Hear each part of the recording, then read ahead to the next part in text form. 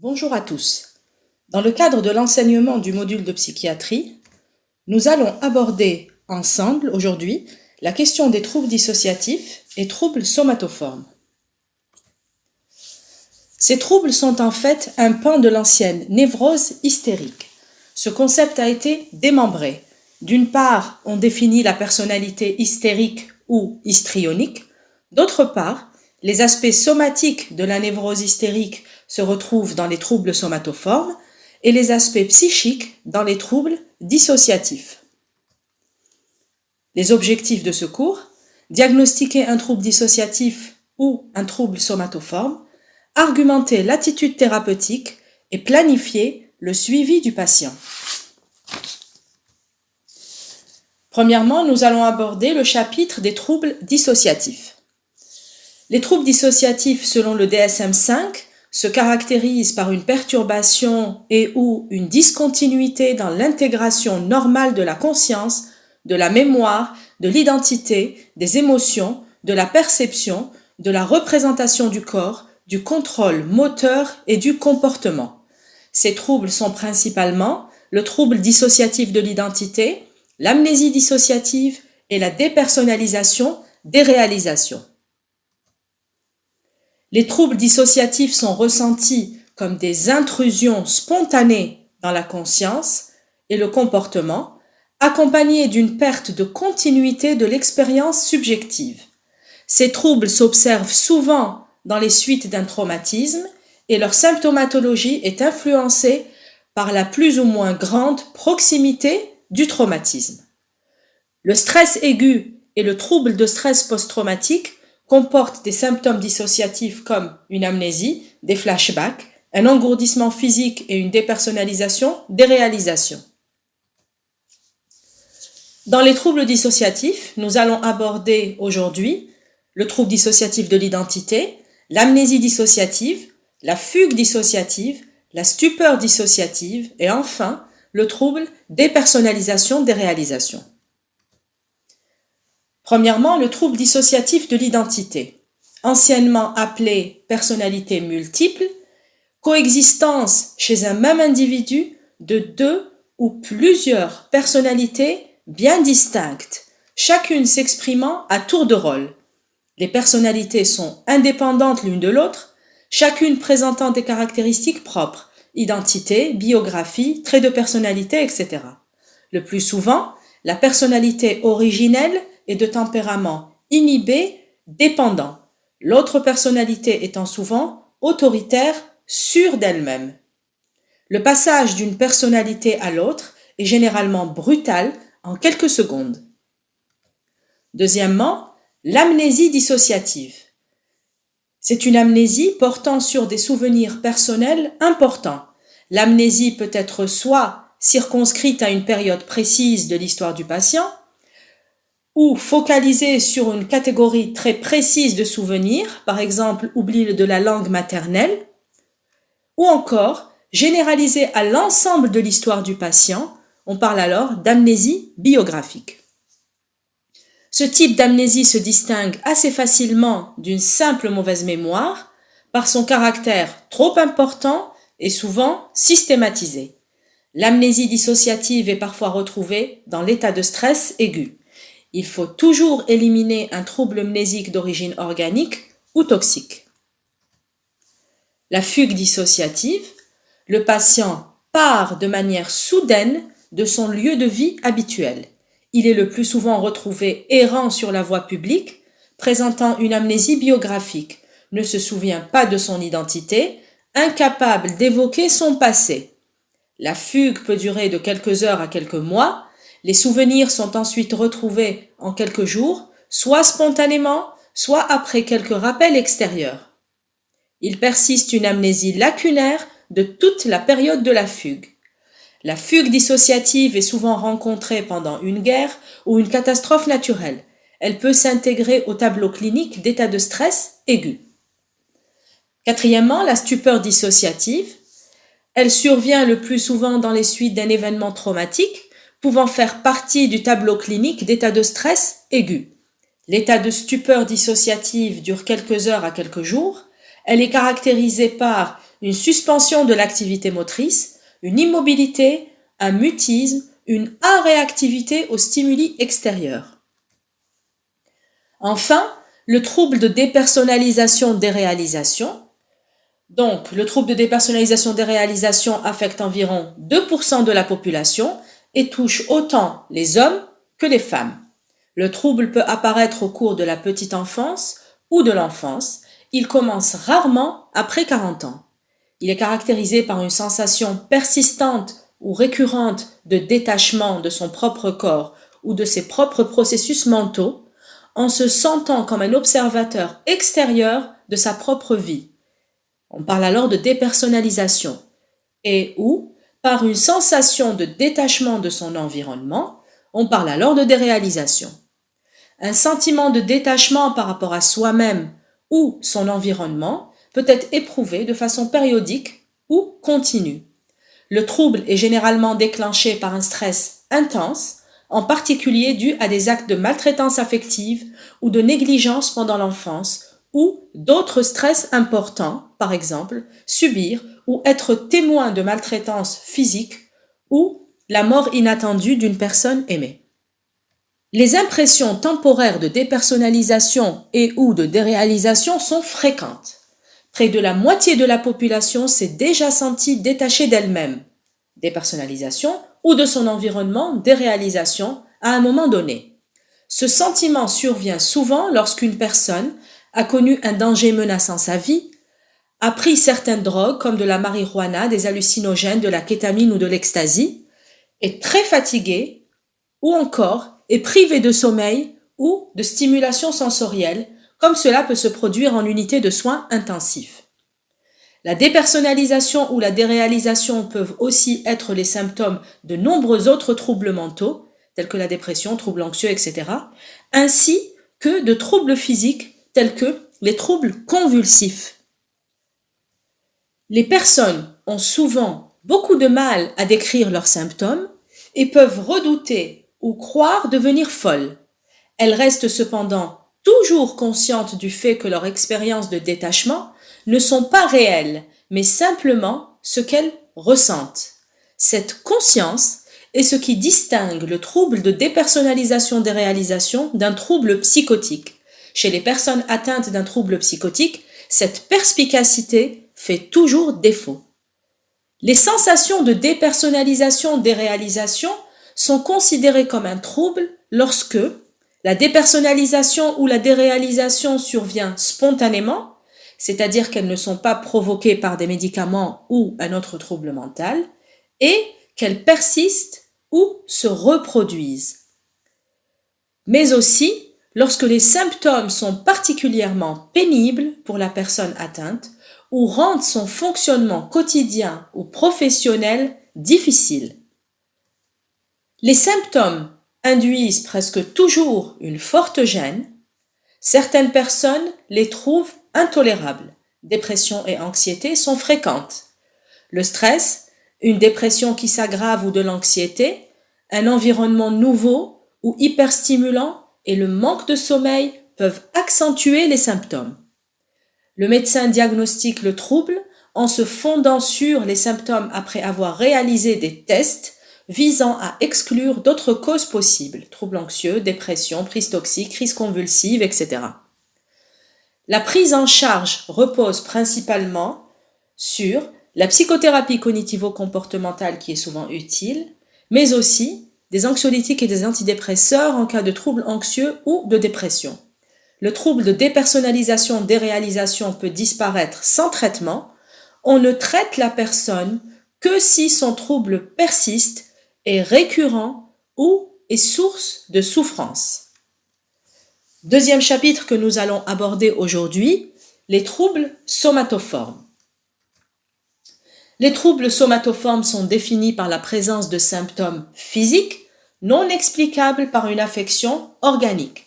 Dans la classification DSM-4 révisée, les troubles somatoformes comprennent le trouble douloureux, le trouble somatisation, le trouble de conversion, l'hypocondrie et la peur d'une dysmorphie corporelle, le trouble somatoforme indifférencié et trouble somatoforme non spécifié. Dans le DSM-5, le terme de trouble somatoforme est remplacé par trouble à symptomatologie somatique et apparentée. Premièrement, nous allons voir ensemble le trouble douloureux. Les douleurs psychogènes sont un motif très fréquent de consultation médicale et peuvent s'observer dans plusieurs troubles psychiatriques. Le diagnostic de trouble douloureux ne peut être posé qu'en l'absence de troubles de l'humeur ou de troubles anxieux. Définition du trouble douloureux. Ce sont des douleurs suffisamment intenses pour justifier une consultation médicale et pour altérer le fonctionnement social ou professionnel. Le déclenchement ou l'aggravation de la douleur est essentiellement expliqué par des facteurs psychologiques. La douleur ne s'inscrit pas dans un autre trouble psychiatrique, tel que épisode dépressif majeur ou trouble anxieux notamment. L'évolution. La chronicisation est habituelle, elle s'accompagne souvent d'une progressive détérioration de la vie familiale, sociale et professionnelle. Les complications, épisode dépressif majeur dans 30 à 60% des cas, dont il est souvent difficile de dire s'il précède l'installation des douleurs ou s'il est la conséquence de leur chronicisation, mais aussi abus ou dépendance à l'alcool et benzodiazépines en particulier. La prise en charge du trouble douloureux, prise en charge des complications éventuelles, traitement d'un épisode dépressif majeur, d'une addiction, etc., psychothérapie, cognitive et comportementale, techniques de relaxation. Deuxièmement, nous allons aborder le trouble somatisation. C'est un trouble chronique caractérisé par des plaintes somatiques multiples, avec recherche de traitement et de prise en charge, amenant souvent à un nomadisme médical. Définition du trouble somatisation. Ce sont des symptômes somatiques multiples, débutant avant 30 ans, chroniques, non simulés, sans affection organique les expliquant, comportant à la fois des troubles neurologiques, des troubles sexuels, des algies, ainsi que des troubles de la sphère digestive. Les troubles neurologiques, nous allons voir des troubles moteurs, des troubles sensitifs, des troubles sensoriels. Des troubles moteurs à type de paralysie sans correspondance neuroanatomique, des contractures, astasie-abasie, crise d'allure convulsive. Les troubles sensitifs, anesthésie ou hypoesthésie. Les troubles sensoriels, tous les sens peuvent être atteints. Les troubles les plus fréquents sont surdité, mutisme, troubles visuels, tels que flou visuel, modification du champ visuel ou cécité. Des pseudo-hallucinations peuvent aussi exister. Les troubles sexuels, impuissance, troubles de l'orgasme, ménorrhagie, spanioménorrhée, les algies, des céphalées, des gastralgies, des dorsalgies, des arthralgies, etc. Pour ce qui est de la sphère digestive, des troubles du transit, des ballonnements, une intolérance alimentaire, nausées, vomissements, etc. Tous ces symptômes doivent être ou avoir été présents à un moment de l'évolution du trouble pour porter le diagnostic. Les symptômes altèrent significativement le fonctionnement social ou professionnel. Prédominance féminine nette dans ce cas. L'évolution. Le risque principal est celui d'investigation, voire de traitements curatifs inutiles, antalgiques au long cours, traitements chirurgicaux, etc. Forte association avec des troubles de personnalité de type histrionique et antisocial. Les complications possibles. Abus ou dépendance aux substances, alcool, benzodiazépines, antalgiques, opiacés, etc., mais aussi des épisodes dépressifs majeurs. La prise en charge des complications éventuelles, traitement d'un épisode dépressif majeur, d'une addiction, etc. La prise en charge du trouble lui-même repose sur une alliance thérapeutique de qualité en évitant le nomadisme médical. Elle a pour but de limiter les investigations et traitements inutiles. Et les conséquences familiales, sociales et professionnelles. La psychothérapie cognitive et comportementale, la rémission prolongée des symptômes est difficile à obtenir. Troisièmement, le trouble de conversion. Définition. Les troubles de conversion sont des symptômes d'allure neurosensorielle sans aucune base organique, imitant un symptôme ou une pathologie organique. Des facteurs psychologiques sont associés aux symptômes, ceux-ci étant précédés par des facteurs de stress ou des conflits psychologiques. Les symptômes ne sont ni simulés ni expliqués par un trouble organique. La conversion est à différencier de la simulation. Le simulateur mime volontairement un symptôme en toute conscience. Le plus souvent, il est facile de piéger le simulateur. À l'inverse, un symptôme de conversion n'est pas mimé. Le patient n'a pas conscience de l'inventer. De ce fait, il est impossible de piéger le patient. Exemple, un patient simulant une surdité réagira à un bruit brutal intense, alors qu'un patient présentant une surdité de conversion restera de marbre. Dans les deux cas cependant, aucune lésion organique n'est présente.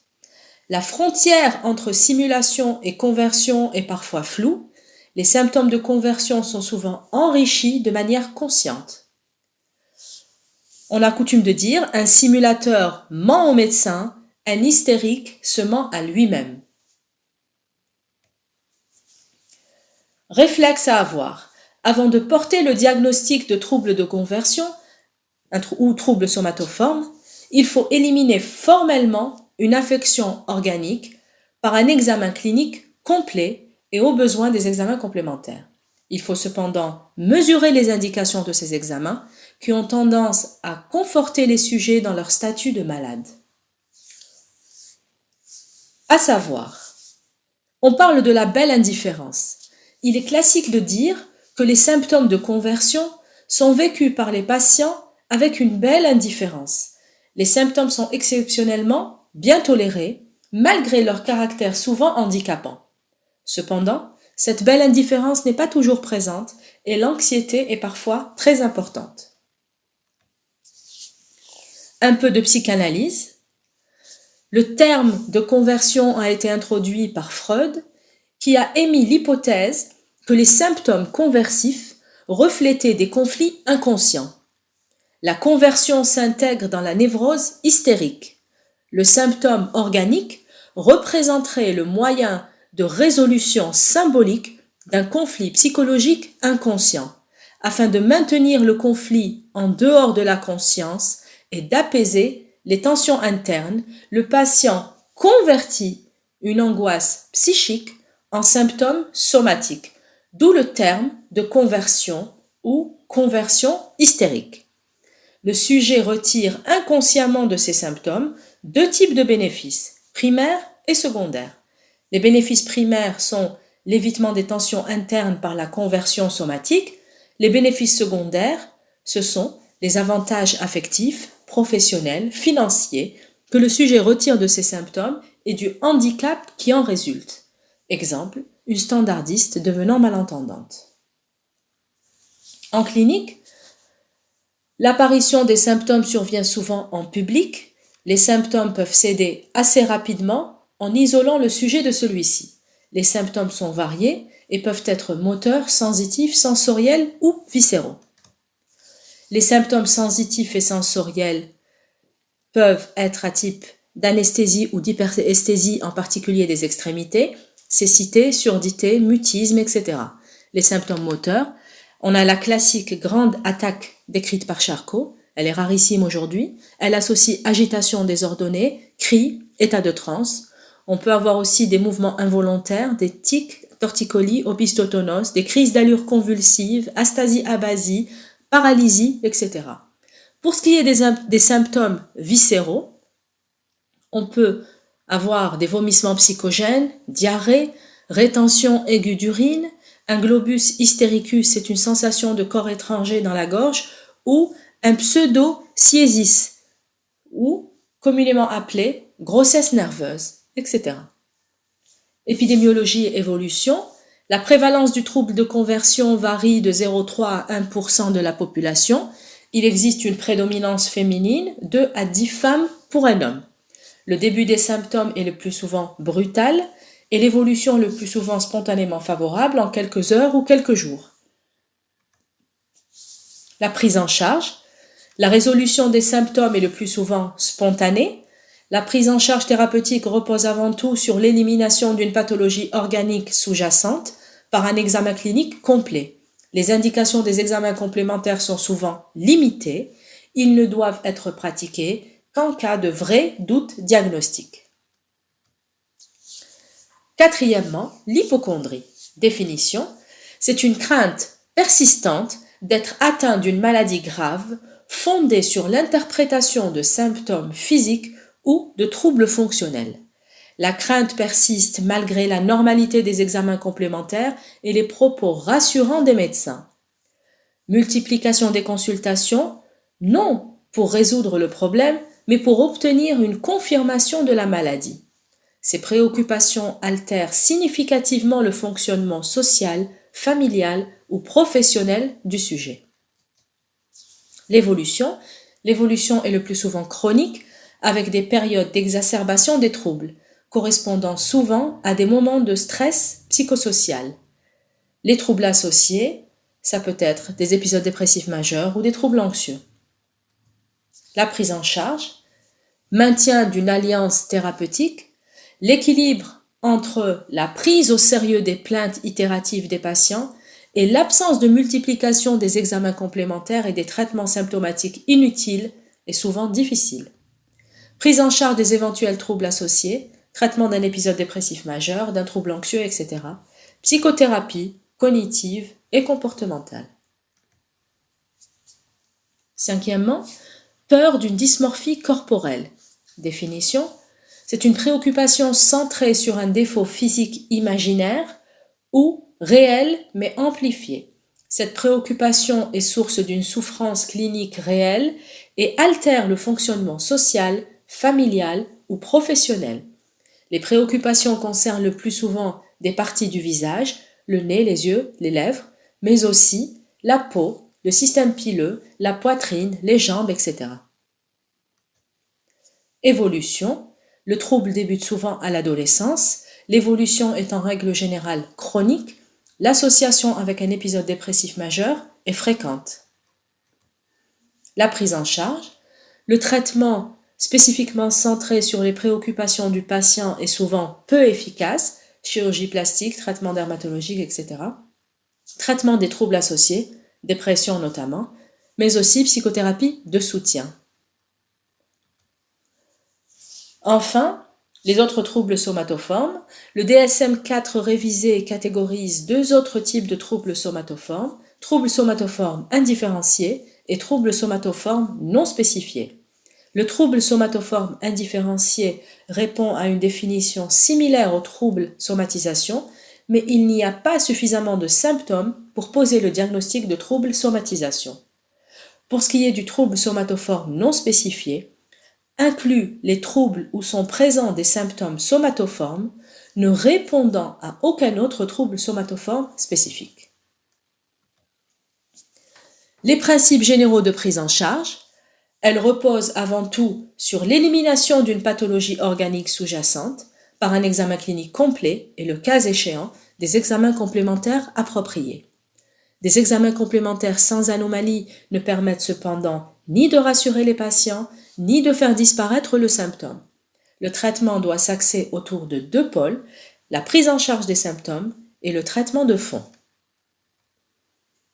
La prise en charge symptomatique, élimination de l'hypothèse d'une affection organique, suppression d'éventuels bénéfices secondaires, la guérison doit être valorisée aux yeux du patient, il doit tirer plus d'avantages de la guérison que de la maladie.